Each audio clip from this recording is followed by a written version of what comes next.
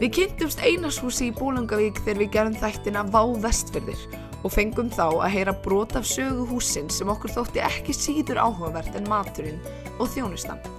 Við ákváðum því að fara þangað aftur og fá alla söguna frá þeim sem kann hana hvað best.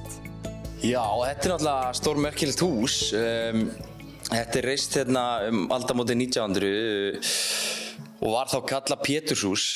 Hann bjó hérna með fjölskyldunni sinni en sú saga ekkert sérstaklega gleðileg því að þetta var kallað Hús sorgarinnar þar sem að hann átti 13 börn og þau létust öll úr berklum og konan hans líka og hann hérna var skilinn eftir bara gangandi gólf og horfandi á myndir af þeim og hérna bara erfið tími og hann dó svo fljótlega eftir þetta og þá stóð húsið autt hérna í einhver tíma bara hreinlega út af því að fólk þorði ekki að flytja hingað inn bara af þeim ástæðum að bara þetta myndi veikjast líka að hérna berklarnir væru bara byggi í húsinu en það var ekki fyrir að Einar Guðfinns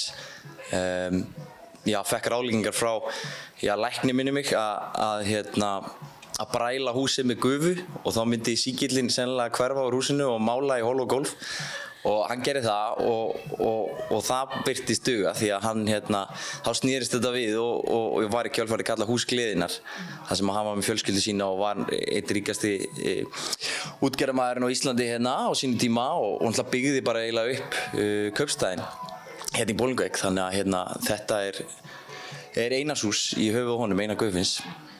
Hús Gleðinnar. En það ekki rétt munað hjá mér að málningin eitthvað svipuð og var eða eitthvað svona? Jú, húsið var gert upp hérna fyrir nokkrum árum og þá var bara skafið þá voru alveg komið nokkur lög af málningu í gegnum árin og það var bara skafið inn að innsta lagi og þar kom í ljós þessi litir sem eru núna og þannig að það á svona að vera í þeim litum núna eins og það var upprunalega málað. Sem sagt í Húsi sorgarinnar? Já, og eins og fólk kannski sér að þetta er virkilega skemmtilegt, þetta eru svona pastellitir í bara alls konar litum, mjög fallegt. En hvernig svo eftir að hann flutti Einar úr húsinu eða þau fjölskyldan, hvernig endaði þetta á því að vera þessi veitingastaður? Já, það var nú fólk sem að mér ekki alveg kunnugt nafni á en það var tekið allt í gegn, þetta var bar tíma, svo var ákveðið að kjallarinn var gerður fyrst upp og það var gerður bar, svo var gerður veitingastæður og svo þegar kom að efstu hæðinni að þá var ákveðið að gera gistiheimili. Þá var eiginlega ekki hægt að hafa bar í kjallaranum því að það fór ekki alveg saman þetta er svo allt svo hljóðbært gamalt hús. Þannig að úr var gistiheimi, veitingastæður með smá rými bara niðri fyrir svona einstaka skemmtanir. En þetta var tekið allt í gegn og bara, er bara svona veitingastæðurinn og gistiheimili í bænum. En þú varst að segja mig frá einhverjum smá draugagangi sem búið að vera. Geturðu sagt mér frá því? Já, ég er nú ekki beint svona kannski, ekki alveg nú næmur á þetta en ég er opið fyrir þessu en ég hef hitt fólk sem hefur komið og bara fólk að sunnan sem er svona, telur sig skynja svona hluti og fólk hefur komið hingað inn og það segir bara strax bara, hér er fólk. Þannig að eiga víst að vera einhverjar sálir á sveimi en ég er alveg búinn að fá það á hreint að þetta er allt góðar sálir, það er ekkert vesen en það er bara ótrúlega gott að vera í húsinu og líður öllu vel. Já. En þetta með hundinn?